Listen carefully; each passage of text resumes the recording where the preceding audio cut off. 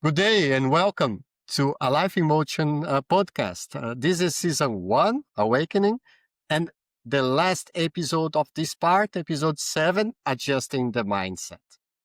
We are going to discuss what mindset is together with you, what are useful changes to mindset, and where can we even start working in that weird thing that we have inside of ourselves.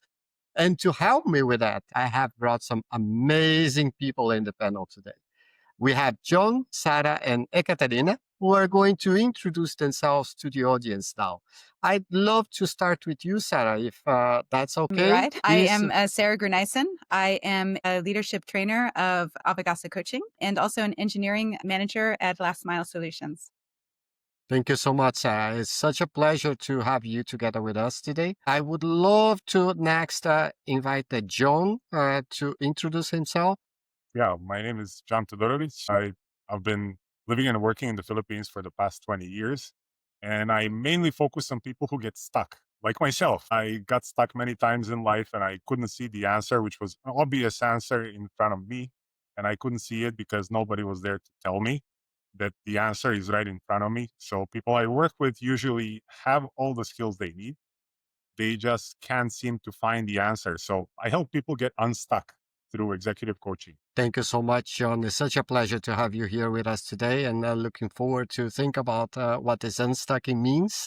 Ekaterina, I would love to have you then next introducing yourself to the audience. Of course. Hi, everyone. So excited to be here. So I'm Katrina and I'm based in Basel. And, I've been a scientist most of my life, and I specialize in neuroscience and immunology. And I've been leading scientists and developing scientists most of my adult life until came COVID. And I decided to go deeper into people development. And that is when I got certified and accredited as a coach.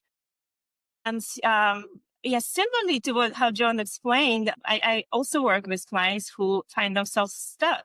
And the core part of my work is helping clients become aware of their hidden stories and thought patterns that keep them stuck, and guiding them to consciously choose more empowering and elevating ones. And I guess one more thing from my side, why I wanted to be a part of this session is that my motivation for discussing the topic of mindset comes from personal experience. And I was raised in a highly unstable environment, financially, physically, emotionally, like all of it. And very early on, I realized the defining role that the mindset plays, because essentially it is what can shift us from defeated to determined, and from surviving to thriving, from unworthy to worthy, and from victim to victor. So very happy to be here and contribute. Thank you so very much, Katerina, for this introduction. And I really feel so connected with the three of you now on a shared mission. That's what I heard. And I love reflecting a little bit how I got to know the people that I bring here on the show. And in this cohort, there is one thing that is really, really similar or even the same. I've got to know all of you through LinkedIn. And the interesting aspect of that is that Sarah is a little closer to us, but not that much, right, Sarah? Is still looking forward for that opportunity to meet in real life. Well, John is almost on the other side of the world, and we wouldn't have really connected if it wasn't for this platform. And then Ekaterina is pretty much my neighbor, and we have had the chance to meet in person and everything, but not without this platform. And the platform for me is just part of the deal. The other part of the deal is mindset. Because when I feel and I think not only about these three wonderful human beings here with me, but the others that have been connected through the series of episodes, I see that there is several elements of the mindset that we share. And hopefully we are going to touch a little bit on these topics today. To talk about mindset, I would love to open by being very honest with all of you and saying I never defined it in my book, went straight ahead to how my mindset had been changed. And then I want to correct that. I want to say that mindset is a collection of beliefs and attitudes and assumptions that mold the way that we interact with the world is definitely a foundational piece of my own personal transformation. What I did write in the book is that I have been shifting little by little and to a lot of help from wonderful coaches to a mindset that I define as being satisfied with the past, as being optimistic for the future, and then living in the present moment. That's how I'm gearing my life towards, or how I'm trying to steer my life. That doesn't mean that I nailed it. That doesn't mean that I got anywhere. It just means that there is a lot of work to be done, and I am excited about it.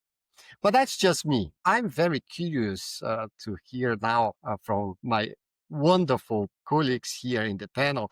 What is mindset to you, and how did mindset changed or didn't change your life?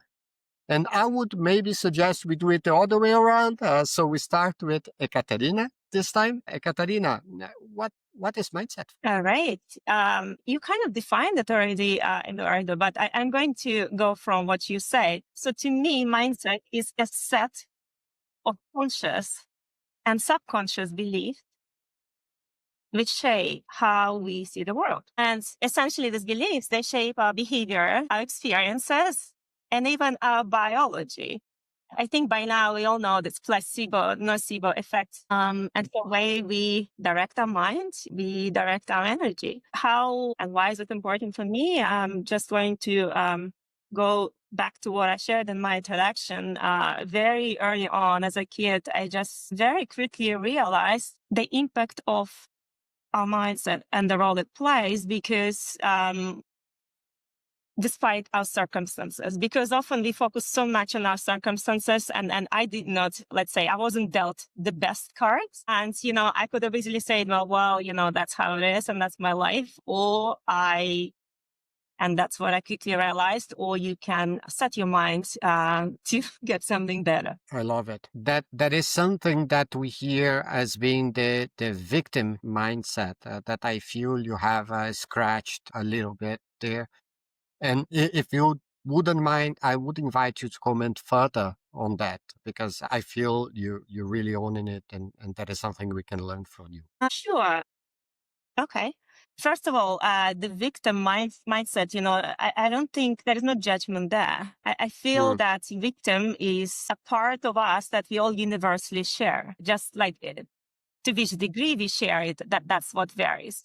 And to me, the victim mindset is when we are there a lot in this victim part. And essentially what that is to me is blaming the circumstances for your life and maybe blaming the people or just, the circumstances and searching for happiness in the circumstances instead of internally. And so to me, mindset is actually a choice. And it's a choice that we can make regardless of the circumstances. And it can be a very, very hard choice when the circumstances are not easy. But it's essentially our ability to choose how we think despite the circumstances. And that is to me what is true freedom. And that is to me what is liberation. What I'm hearing is the circumstances come, we are victims, and eventually we all share that at different degrees and through different circumstances in life. We decide whenever we want to get stuck there or whatever we want to move from that place. And I absolutely love that, Katerina. Thank you so much for your addition. I would like to invite John now to share your definition of mindset, John, and how it has come to impact or change your life. Please, the stage is yours. Thanks, Eduardo. It kind of switched in the past 45 seconds as Ekaterina shared the a little bit depth in the victim. Yes, a lot of people share the beliefs and values and how they bridge and how they establish how we see the world and how we react to it. Sure, I agree with that part, but over the past 20 years, I evolved it in many ways because in my late teens, I was the victim of blaming myself and the world was against me and nothing was working out for me. So I thought that if I think positively, if I really, just push through, it's going to work out. And it never did. 90% of the time, it didn't work because I was pushing against myself. I thought I'm going to go against the world because the world is against me. but the world didn't have a clue that I exist, and the universe doesn't care because the universe just exists, whether I'm here or not. So I can either change that. And therefore, something that I shared a couple of days ago is that the word set is more fluid for me. So, especially over the past 10 years, it really adjusted how I perceive the world and how I react to things. So the less I'm in reactive mode, the better outcomes I get. So that mindset is not set anymore. It's more agile. It's more moving with the flow. And I would often work on things that are 70% ready.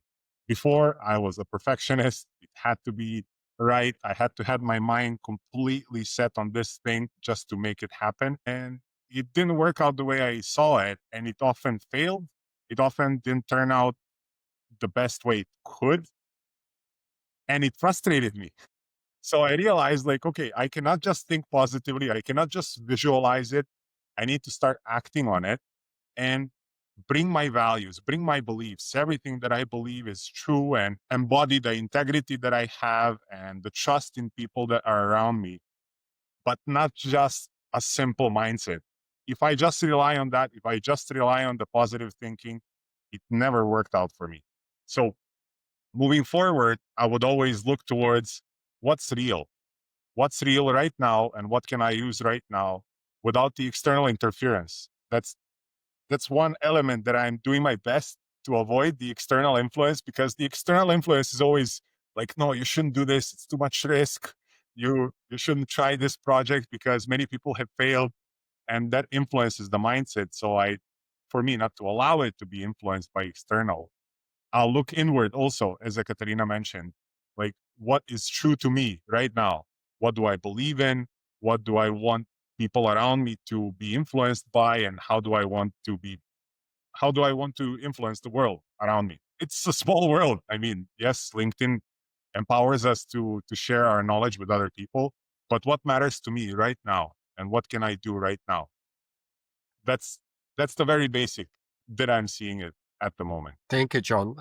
You bring a very interesting angle to it that I was hoping we could also explore. Whenever mindsets are fixed or not, because I have the impression that some people with good biases, not bad biases, they are driving the mindset towards a particular place and they want to get stuck there. And I ask myself this question openly: is there any corner of the mind where we should be stuck?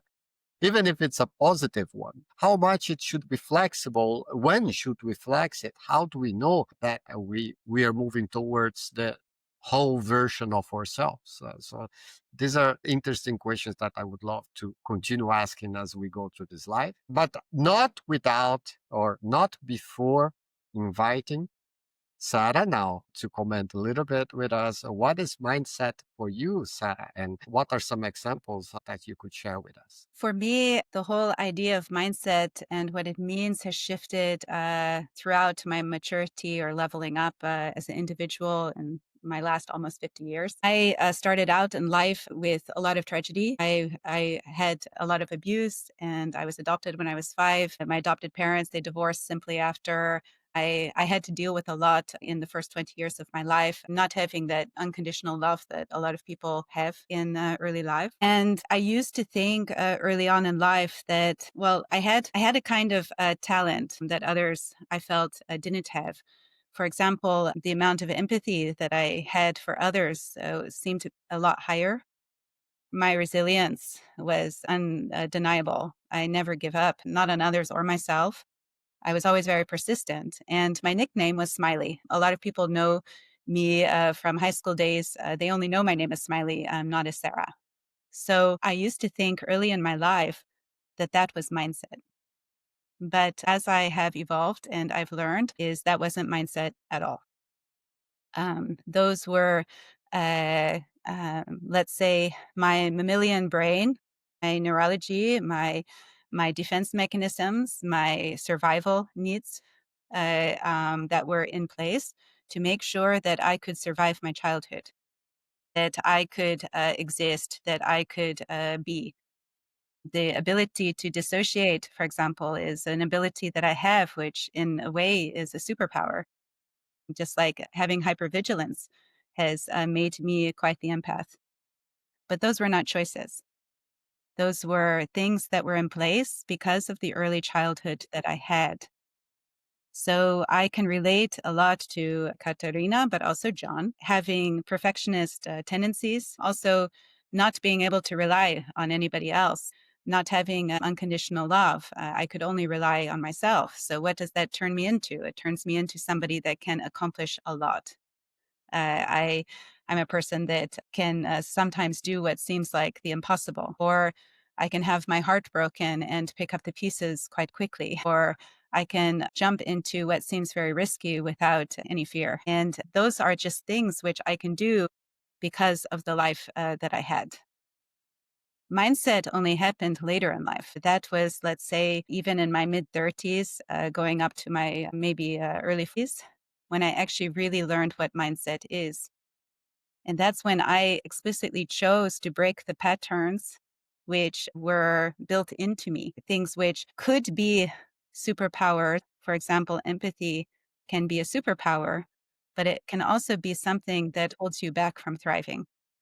And it can also disable environments because maybe you have what's considered a more toxic empathy. Not being able to rely on other people can be a strength in the way of having independence, being able to accomplish a lot on your own, but can be just as equally a weakness if you can't ask for help, you can't ask for support, you can't lean into, let's say, pure love because you can't trust it, you can't break down your walls. So for me, mindset is decomposing our personalities from what people see from the outside, the behaviors that we do, the reactions that we have because of our triggers, because of our traumas, because of what happens in our, let's say, early lives. Our personalities are formed in those first 5 to 7 years. We have dragons that live with us. I use dragons a lot in my mythology. Um, uh, but they aren't us. They are just behaviors, and very often coaches and books or things that you read only address the behaviors that are on the surface, the things that people see, the things that are easy to change. And I believe that things like empathy, showing and demonstrating empathy, or having resilience is just addressing what's on the surface. And mindset is digging deeper. So, what are the convictions below those behaviors? What are the values that are below those convictions? Are the convictions ours, or do they belong in the societies that we stand in? Do they belong to our families? Do they belong to our cultures? And when we look at our values, values are not talents. Talents are what we bring to the table. Values are what we need to thrive. What are those things? Can we advocate for them? Can we bring them into the places that we go? And that's still only the middle.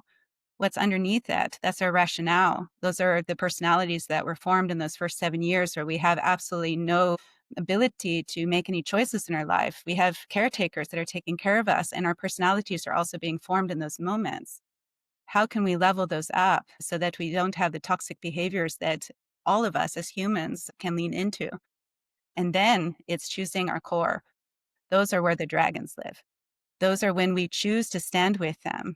And for me, for example, I stand with abandonment every day. I stand with unrelenting standards. I stand with a deep pain that I'm not enough. And that's actually something which I need to be able to sit with, and sit with sometimes in a very uncomfortable state where I feel like I'm going to puke, or I have heat running up in my body, or I just can't stand it anymore.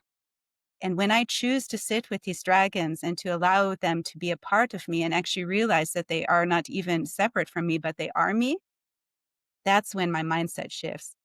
Because now I can actually change everything outward towards the behaviors that, let's say, redirect towards everything, the impact that I make in the world. And that's a choice. You can't just simply go from behavior to our core. We have to choose ourselves every step of the way and accept each layer as it is, and then move a little bit deeper. And we can only do that with vulnerability and having an open mindset, not just towards the people around us, but towards ourselves. Let go of the shame of that personality we got because our caretakers were a certain way. We are that, and we have those dragons, and those dragons are indeed us.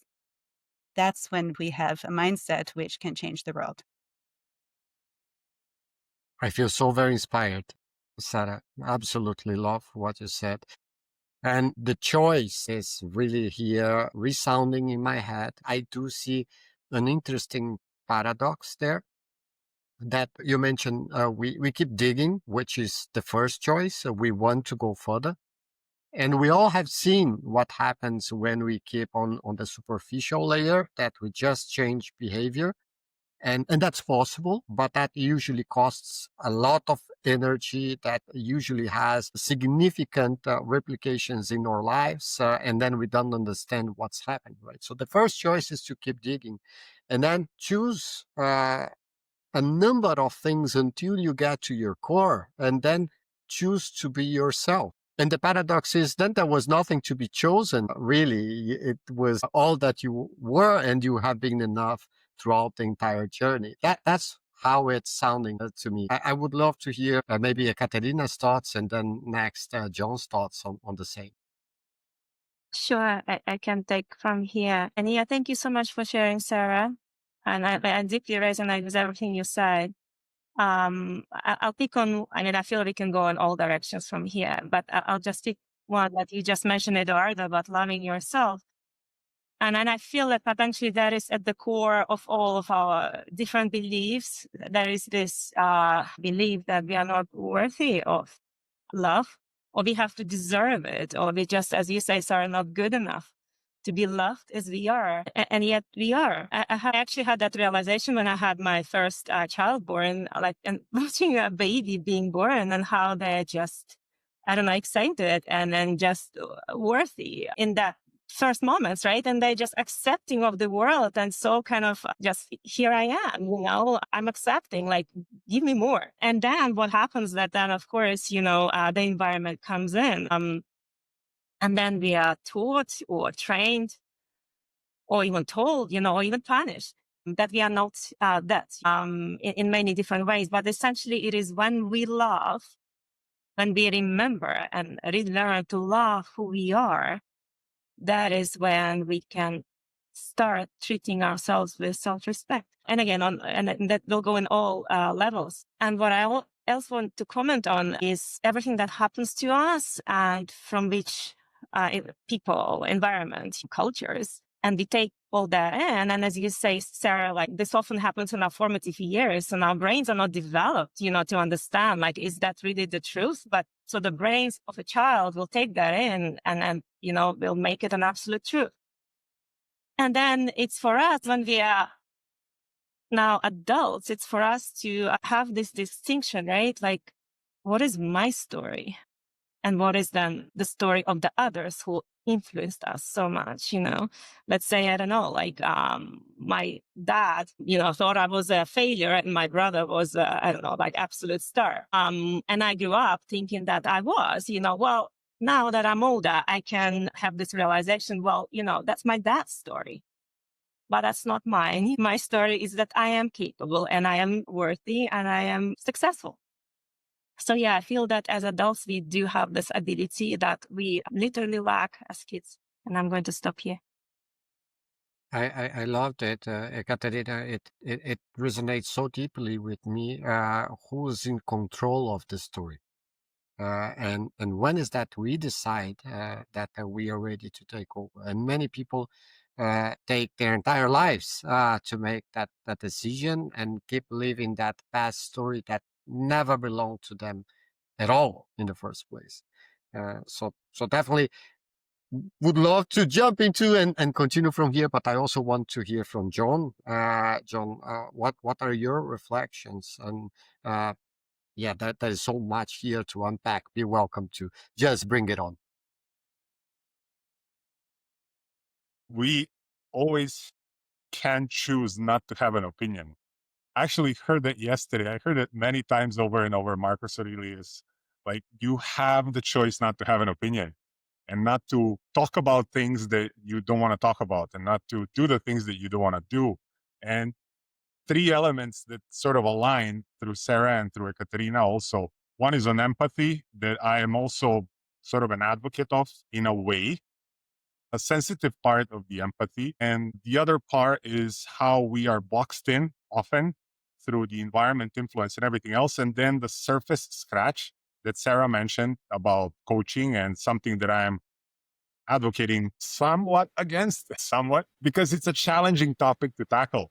So the first part is empathy. Coincidentally, about 2 years ago, I wrote a blog post newsletter here on LinkedIn about what empathy can be toxic and it can be working against leaders, because I've trained hundreds of leaders. I've coached many people who were often trying to be empathetic towards others. And if they use that empathy in a unhealthy way, they would often take on too much and they would end up burning out themselves. I always remember the story of one of my mentors about a monkey on a shoulder, and a person walking into the room of their manager and saying, I have this monkey on my shoulder. I don't know what to do with it, and I cannot figure out what to do next. Can you help me out? So what have you done so far? And nothing worked. I tried to give him food. I tried to do this. And then eventually ending up that the manager said, but what if I took the monkey off your shoulder for a bit? And the person said, like, oh, maybe that's it. Maybe that's the one. So monkey dropped shoulder of the manager, and the person said, wow, there's so much relief. Thanks so much. And walks out. So the manager is stuck there, the monkey on his shoulder, realizing that moment when you're taking on too much through that empathy, it can be toxic empathy as well, as Sarah mentioned. I realized that what our minds are perceiving at that moment is what we set for, thinking that, okay, we're helpful. We're trying to influence people and let them know that we're there to support them. But that support turned into something that was unhealthy for both people and eventually led to unwelcome outcomes. Which brings me to the second point, which is the whole adulting part, where I learned through watching my kids. I'm a sort of a late dad in a way, my 40s, and have very young kids. And the more I watch them grow up, 6 and 2 years old, the more I watch them do things, the more I realize that I shouldn't be trying to teach them things that I was taught, because we were boxed into a certain idea. So as a kid, you're so creative, you can do anything you want. You go out in the field, you go out on the street, and there is no limits, nothing. And then all of a sudden we are put into the workforce, we're doing things that we were told to do, and there's this little box closing, and then they tell us, think outside a box.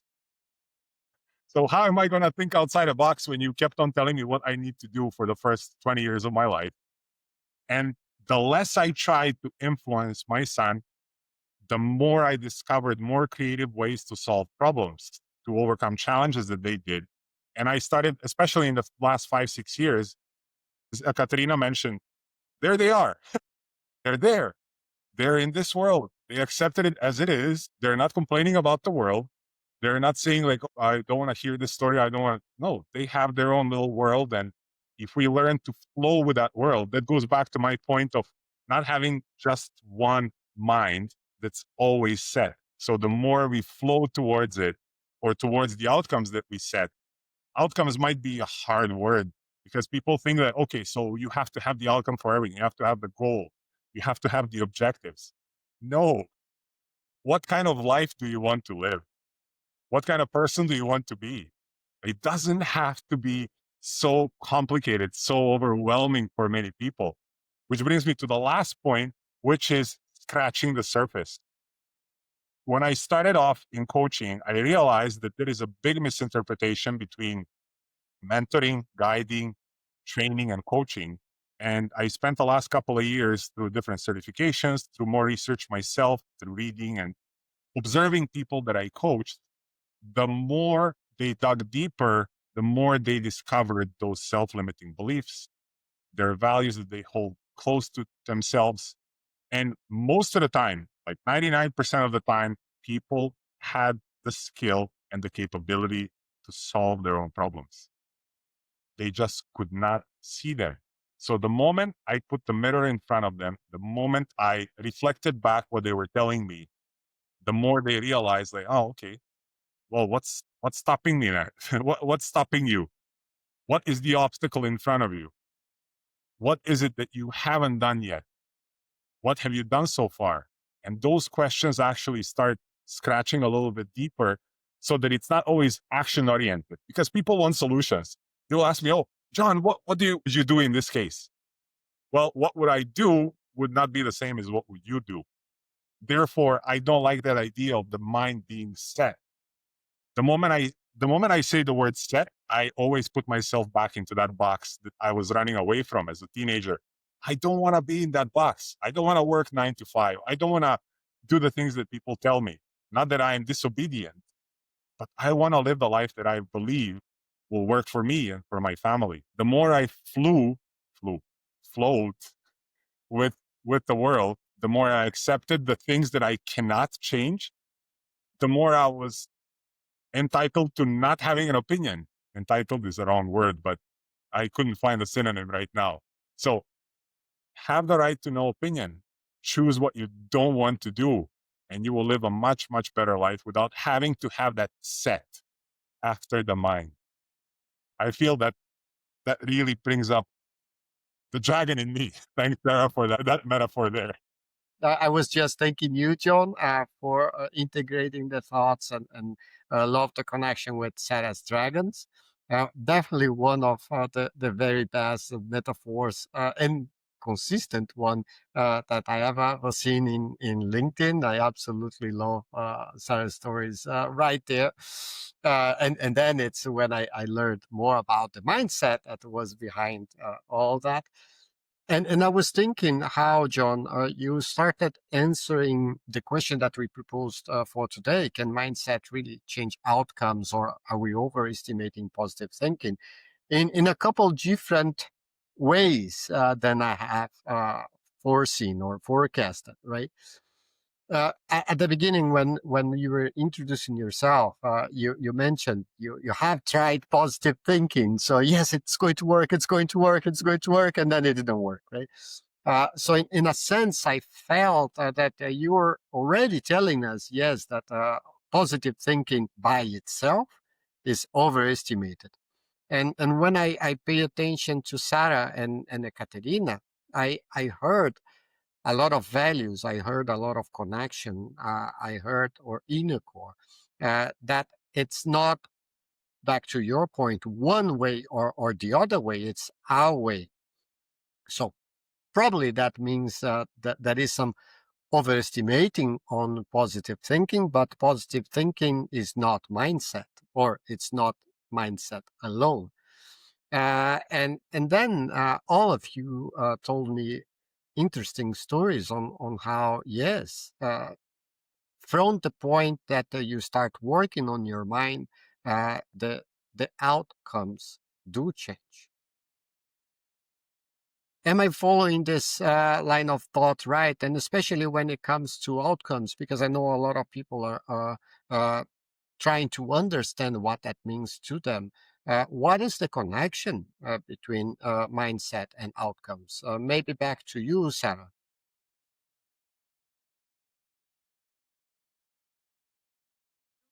Thank you. I'm going to reflect back again on what I think is different between, let's say, creating. I hear a dog barking.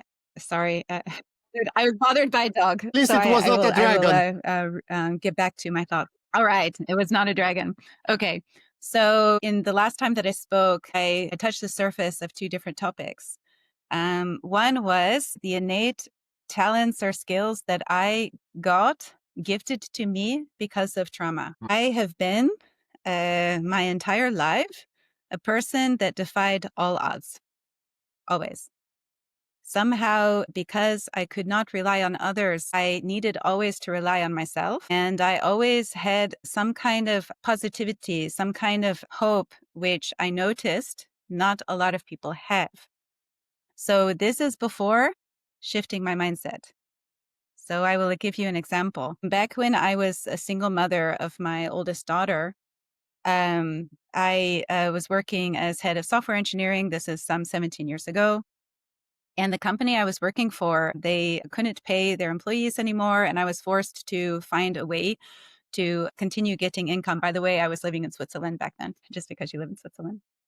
I had to work fast on my feet because my bills were more expensive than the money that I had in the bank. So the first thing that I did is I went and I got a loan to make sure I could cover a couple of months of bills. But then I decided to start my own company because I already had skills as an engineer. And I thought, okay, I will start Sarah Gurnice and Software Solutions. That's what it was called back then. And I had connections through engineering, and I was asked to, from one of my friends, why don't you come to our company? It was BKW Energy back then, so it's a nuclear power plant, and provide us some solutions. So I thought, this is great. My first client, I'm going to go and get this job. So I went. I had a lunch there. I got into the office, and the first thing that the manager said is, "Sorry, we can't hire you." And phew, okay, why? And they said, well, BKW Energy will only hire GmbH's. So that's like an LTD in the Netherlands. It's GmbH in Switzerland. And you have a sole proprietorship. It's too much risk. And so we can't hire you because of that. So I said, okay, I will make sure that I have a GmbH by next week. Problem solved. And then he said, actually, we still won't be able to hire you because we have a short list of GmbHs which we work with, and you're not on that list. And for us, because we're a nuclear power plant, we can only hire people which we have high trust with, like that you have made it past the list or something. So again, I was very talented and thinking fast on my feet and never giving up on myself. These are skills that I have because of my life. So I thought fast on my feet and I said, what if I work for free? And you saw his face kind of, excuse me? And I said, well, I'm pretty confident that if I work for you for free, you're going to see my skill and you're not going to want to get rid of me. So I said, I will work for free for you for 3 months. And he said, well, actually, I've never been offered that. You could see his face like, I've never been offered that before. Let me talk with someone, etc. So they talked about it. They weren't allowed to, by the way, hire me to work for free, but really low income in the end. So I got actually hired for those 3 months. But the problem was I was a single mother with no income for 3 months, and I still had to pay for my rent. I had to pay for the daycare for my daughter, which is very expensive in Switzerland. It's not cheap. Daycare alone was something like 3,500 a month, Swiss francs, So I had to, again, think fast on my feet. What the heck am I going to do? So I went to the daycare and I presented a question to the daycare owner that you don't have a parent web. Wouldn't it be really nice to have a parent web? Like, it would be nicer for parents. It would attract more clients. Like, I feel as a mother that I'm not connected to my daughter all day because I don't know what's going on with her. And he said, well, we couldn't possibly afford an engineer to get a parent web. Like that's just out of our budget, and I said, well, what if I would make it for you? And I know you don't have the money. So how about we make an exchange? You give my daughter 3 months of free daycare, and I will make you a parent web. So in that time, you can imagine, I was building a parent web in the evenings. I had daycare set for my daughter. I worked for free for 3 months. I ended up with a 3-year contract where I made $25,000 per month for 3 years. So I created the opportunity for myself.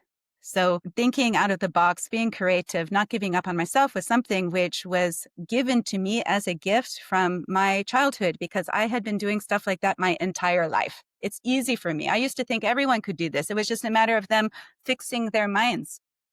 But that is not mindset. No. That was something which I can just do. It's just a skill that I have. Mindset was when I decided to break free from the chains of the patterns that were given to me since childhood. And that only happened when I knew who I was in my core. Because it was only in that moment that I could really differentiate the difference between myself and those that I lead, my children, the people around me, and that I could finally serve. I could finally help them grow. And you can only differentiate when you can self-actualize, when you know the dragons in your core and who you are. And that actually was the first time in my life when I decided to get vulnerable and to face those horrible pains, the things that drive everything else. That's when I made a mindset shift. The other was easy for me. So when people say, just be positive, just work hard, just do this, I want to smack them because it's easy for me. Yes. And I used to be the one you would want to smack, believe me. I always said, hey, just stop being depressed. Come on. You haven't had even close to the trauma I have had. And look at me. It does not work like that for most people or for any people. If you want to work on mindset, you actually have to get deeper. And that is when your mind starts shifting because it has nothing to do with mind, actually. It's a word mindset, yes, but it's actually when you start to feel for the first time. It runs really deep, Sarah, and I can feel it, especially when it comes to, yeah, to the emotions that it evokes, to the life experience that it brings, because sometimes we may be doing a disservice, especially online, when we are talking about mindset, not because we say that explicitly, but because people may feel it's a hoo-hoo kind of super happy moment. Okay, you're working in a mindset. Hey, everything is excellent. Uh, that is no guarantee of that. And that's not the wholeness of the experience. The wholeness of the experience is embracing yourself for all that you are, and there will be sadness, and there will be anxiety, and there will be anger, and there will be so many other things that all belong to the human experience. So thank you so much for opening that up here together with us. Ekaterina, I felt like you wanted to add something or contribute as well. Yeah, you felt that right, Eduardo. I wanted first to say, Sarah, you're such a, I don't know, incredible person. And I feel like despite Yes. hardship, you are such a magical child with all your talents. And I find this also very curious. You said you had skills. To me, some of them sound like core beliefs because you said, I get fast on my feet. And sounds like that's your belief, right? Well, that's who you are. Also, I always defy all odds. So it sounds like even before you were aware of the power of your mind, you have been creating some core beliefs. So I find this really remarkable. So thank you for sharing that. And actually, you just shared this amazing example of how a mind shapes reality. And essentially, to me, it is what we believe is what our mind, and that is what we will mostly self-consciously command to our mind. That is mind and to on that. All right. So that's what I wanted to comment. But then what else? Let me add something else to this. Yeah. Yeah, that's what I wanted to add on. Because Sarah, you said it starts with feeling, right? It's by giving yourself a permission to feel. And Eduardo, you also said something about emotions. I find that also very interesting because our core beliefs are stored in our subconscious mind, and they're actually very emotional. Once we are, exposed to them, usually they are not, like subconscious is closed like that to us because usually, we form this belief in response to something painful or scary, so subconscious mind protects us. So we don't go there. But essentially, whenever, we encounter something that will trigger that core belief, we will feel an emotion. And then for example, the positive thinking that we are doing done in the conscious mind. And that is using logic. But the emotion, more than our logic. So our subconscious mind will, if it's running a program or a belief in the background, that will invoke an emotion and that will override whatever positive thinking they're trying to do in our conscious mind. That is one way how I look at this concept of positive thinking. And that is one way where I feel it is not enough and it's definitely not everything. And it takes going deeper. And basically, it's like an iceberg, right? So we are not positive thinking can be a tip of the iceberg. So it takes going deeper than that because otherwise, we can be visualizing, we can be meditating, I don't know, manifesting, doing affirmations, but if we are not aware of what our subconscious mind, what is the programming running in there, it won't work.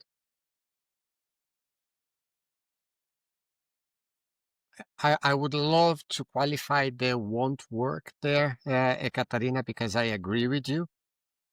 I have seen it with clients, with myself in the past, back to how we are capable of changing a behavior. So from that perspective, it worked, but how it distanced us from whoever we are, and that creates more tension. That creates burnout. That creates life experiences that are not the ones that we wish to live. And that's where I'm often very careful with aiming too much into outcomes. I would give back the word to John right there, because I think you said something in these lines, John. If we are too much hooked into outcomes that are so distant from mindset, then we are not living the life. We are doing something else. Is that the way I understood you before? Partially, yes, because it's an incomplete story. So it's related to both what Ekaterina said and what Sarah said, and where I actually placed the final nail on the, let's call it the box of positive thinking, that I just placed it all in the box and put it in the archives, was end of 2010. The construction company that I was working for was going under, and I was like, okay, so I have an option, and what's going to be the next for me? So I thought, like, okay, so I had a lot of experience, something will come up. So there comes January 2011, something will come up. I'm sitting at home, eating whatever I had. So eating my savings up slowly towards the February, and then mid-March, I'm like, okay, yeah, something will come up. No, it will never come up, because I had this outcome in mind. Like, when I originally came to the Philippines, I wanted to uh, develop a business and then save up some money and go back to Serbia, where I'm from, and build a business there. And I realized that that was a far-fetched idea, because the opportunities were here and I just didn't see them, because I had this outcome in mind. And that outcome was wrong, because that outcome was built when I was 19 or 20, and it was outdated. And I realized, so the more I thought positively, like, yes, an opportunity will come up, but opportunity will come up, it never came. So what I did is I went out and I sat down and spoke to a few friends, and like 2 weeks later, I found a job in hospitality. That's how simple it was. I just had to get out of that box, get rid of that, like something will come up, and really jump into the point where it's like, yes, I have a choice. I have a choice to believe what I believe. I know that I have skills. I know that I have dragons who are willing to jump up.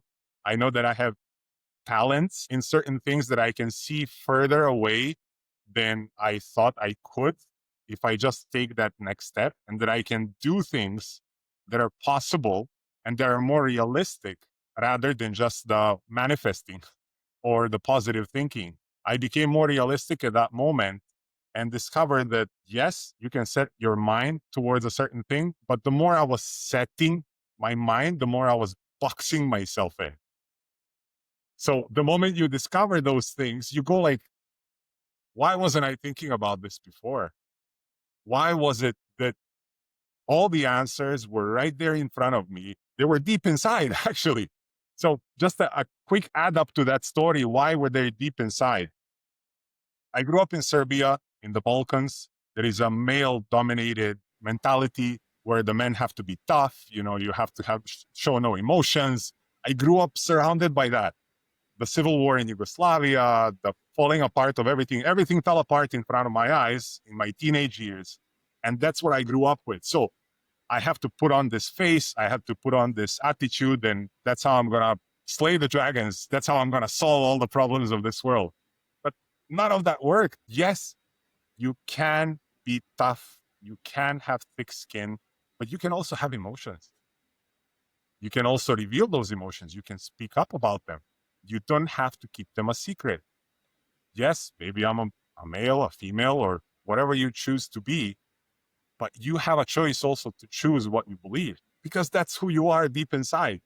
And you don't have to decide that by just saying, okay, by the end of this year, I'm going to be a millionaire. By the end of this year, I'm going to be a CEO, or I'm going to be the best dad in this world. What can I do right now? So one last thing, doesn't mean that you shouldn't dream. Doesn't mean that you shouldn't have aspirations and achievements down the line. But don't forget to live your life, because it's a snap. It's a snap. We're just here. We're born, like Katerina said. We come into this world, we're presented with opportunities or no opportunities, but we can make it the best life we can have. So, yes, no to positive thinking. And I come from a background of project management, program management, and we learn to do a lot of things, starting from scheduling, planning, scope definition, risk management, right?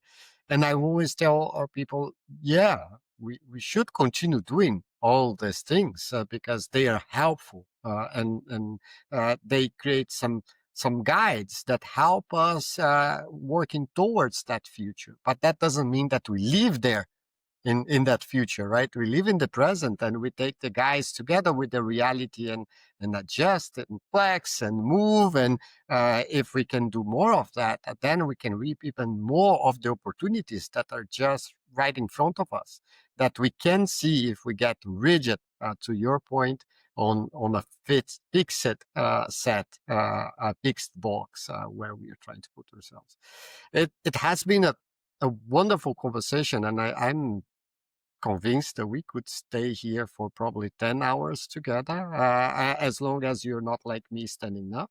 But it's time to start moving towards the end of the session.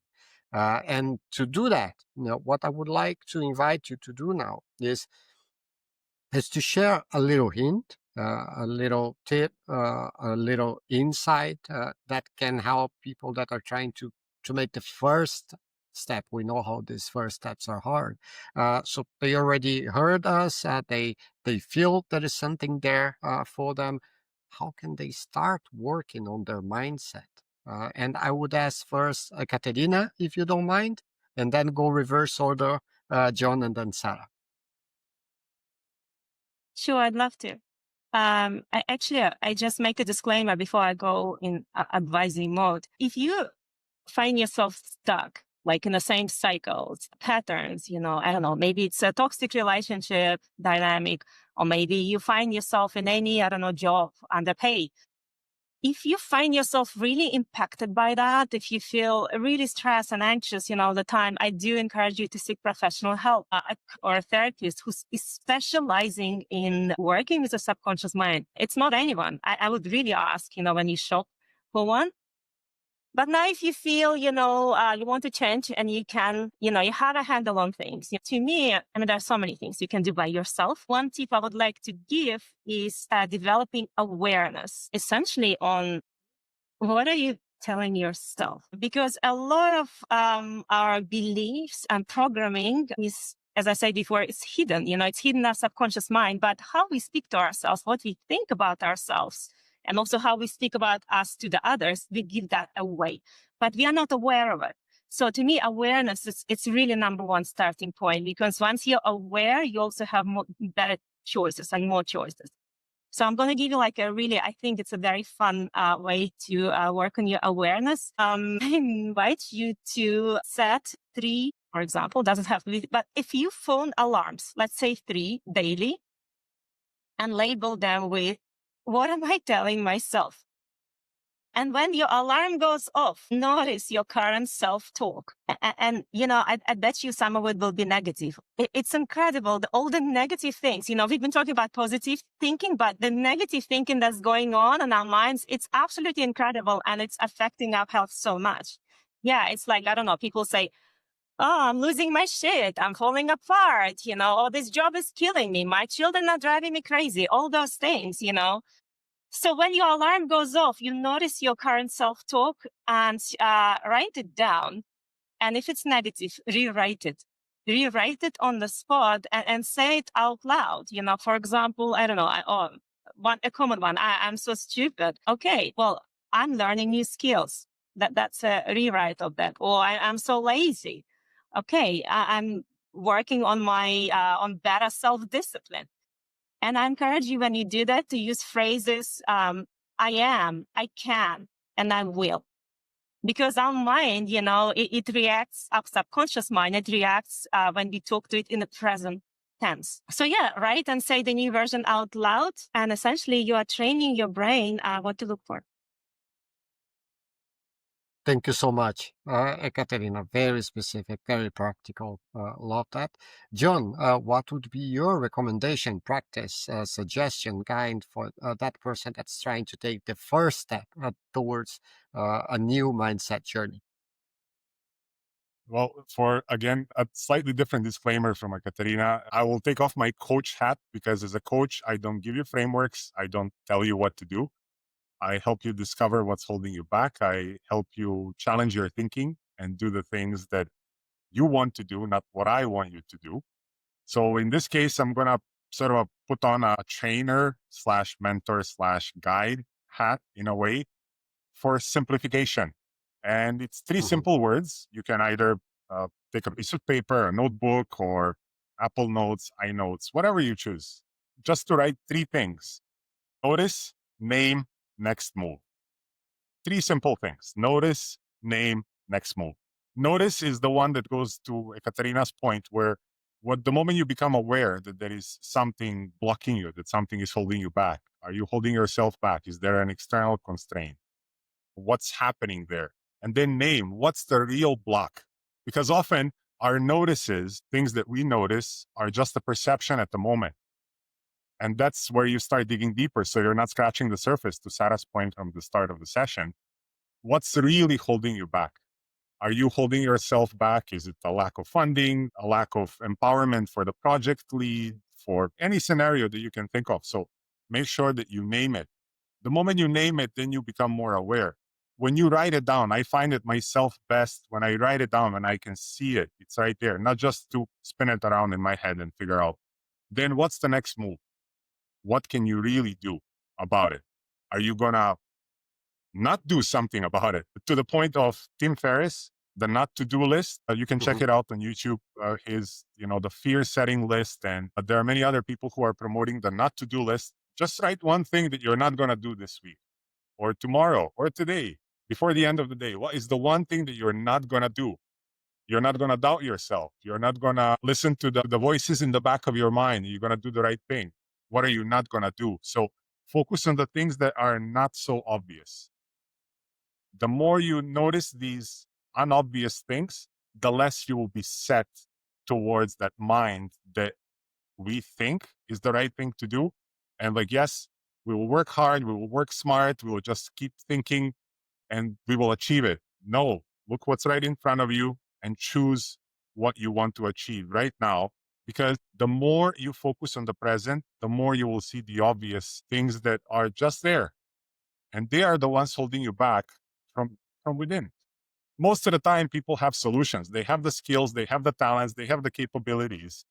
They just choose not to see it. Sometimes they choose to see it, but choose not to act on it. So notice, name, and the next move. And if you don't find that working for you, feel free to message me on LinkedIn and let's figure it out together. Maybe I'm wrong. Very good, John. Now you said maybe I'm wrong. I love that. I just read a book not too long ago. I might be wrong, and I took so many lessons from that.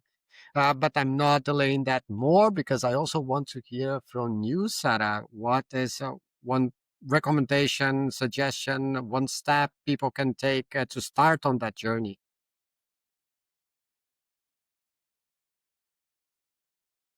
We are, as Ekaterina mentioned, born with exactly what we need.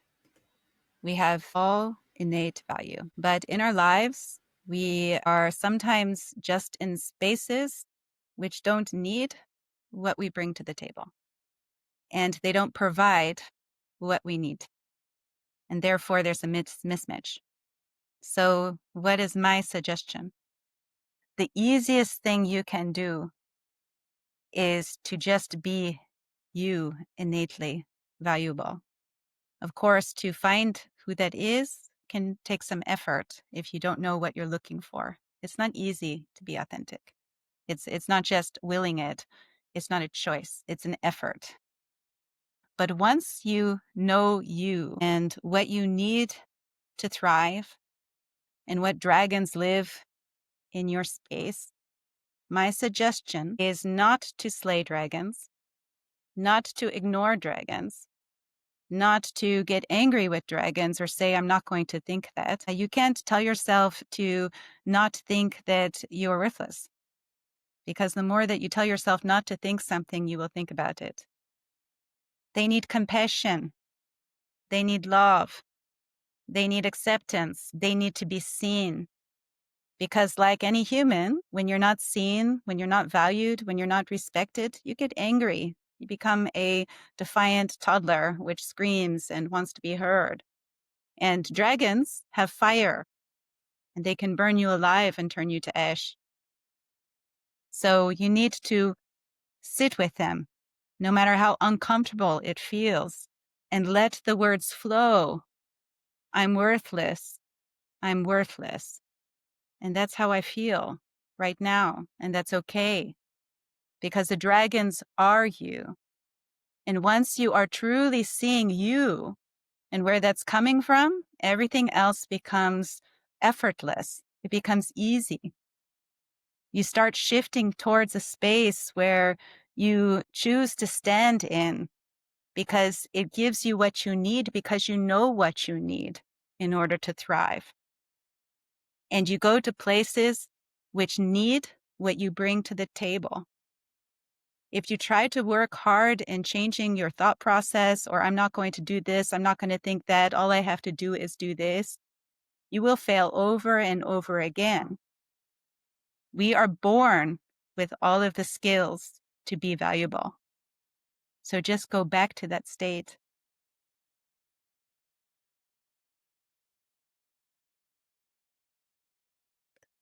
Thank you so very much, Sarah. And the idea of going back to that state, because we have always been there, is so powerful, isn't it? I absolutely love it. Thank you so very much for the time you have invested, for the amount you have given back to the community. I would love now to invite you for something slightly different to promote yourselves back into the community, to make sure that people hearing you that feel touched by you will reach out and have this wonderful opportunity to work together with you. And this time I'm going to go John, Sarah, and then Ekaterina. John, how can people work or connect with you? Just reach out to me on LinkedIn. I am very simple person. I'm very pragmatic and straightforward. I will not tell you that you are amazing or outstanding, because you know that already. What I will tell you is what I can see when we exchange messages, when we talk. So feel free to connect with me on LinkedIn. You can find me somewhere in the links for this live event, or if you cannot find the link there, you can just read my name there. There is only one John S. Todorovic on LinkedIn, an executive coach. You will recognize this face. It has a bit of gray beard here as well. So I'm not easy to miss. And if you have any questions about what we said today, or you have something that's burning in the back of your mind and you just cannot speak up about it, just send me a message. I'm very happy to share what I know. And if I don't know it, I will tell you that also, because I'm very practical in admitting my own downsides, if that's the right term, or the areas that I don't know. So if we're not meant to work together, we're not meant to work together. We'll figure that out together. So I'll see you on LinkedIn. Now, I would like to hear from you, Sarah, and I want to see that beautiful book popping up again. How can people connect and work with you?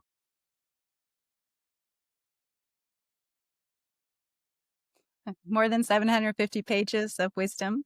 I am known for really seeing people. I see the embers in your soul. I can see past the layers, and I help you see yourself. And I'm truly accepting. I truly love human beings. I can work with people which struggle, for example, with empathy. I even talk about the 12 types of empathy in my book. I can work with people which are not used to being seen. They're not used to being valued or respected, and helping you discover yourself and igniting those missions and passions inside. And it doesn't have to be giant. It can be something which just helps you live the life you want. But I'm good at discovering that. I have, like I said, the Leadership Leap book. Leadership is not management. It's a misunderstanding by a lot of people. Everyone can lead their life instead of let's just sitting in it and accepting it. And I help you discover how to do that. I also have a leadership program which runs twice a year, 3 months and 6 months, which I help people in the path towards becoming the leaders that they want to be of their own lives. And I also mentor. I mentor probably less often than other coaches because I do Avegasa coaching beside full-time working as an engineering manager. So I have a few spots, and maybe you can get into one of them. I'm also on LinkedIn, so you can always write a message. I am absolutely loving this. Thank you so much, Sarah, for bringing up this multiple ways in which people can connect with you. And I fully recommend them to connect with all the three of you over LinkedIn because my experience has been one of openness with all of you. And then I would love to invite Katerina to also share. Katerina, how can people connect and work with you if they so wish? Uh, Let me first say thank you to Sarah and John just for being here and bringing in your wisdom and being vulnerable. And to you, Eduardo, I mean, you're just amazing for running this series second day, all almost like the entire day. So well done. Thank you for having us. For me, yeah, just let's do it simple. Reach out on LinkedIn and let's take it from there. If you find yourself feeling stuck in the same patterns again and again, I do encourage you going deeper. And I do encourage you to go into the discomfort and potentially pain, because if you get stuck in patterns, that means you have beliefs that you might, limiting beliefs hiding in your mind. The limits of your mind will become the limits of your life. So to me, the work that you will do to get to the surface out those limits and challenge them is precious. And so, yeah, I want you to know that you can change your limits and you can change your life, and it is absolutely possible. And I believe you can all do that. Absolutely. Katerina, love that so much. I could draw so many insights from the session, and I'm very thankful to all of you for being here and for sharing so much. What I would do rather than this is to ask the audience to observe, maybe watch this all over again and notice how courageous the three of you are. And that is something there. That is definitely something there for us to learn from, for us to even aspire for, and to know that this something is already here. It's already inside. It's calming. It gives confidence. It gives energy. No matter the path we have to walk towards to get it, we know it's already there. So thank you so much for inspiring me, energizing me. I feel I could run another set of 7 sessions after being together with you this afternoon. And thank you so very much for the wonderful mindset session you have driven together with me today. That's all for this episode. Goodbye and a wonderful week for everyone.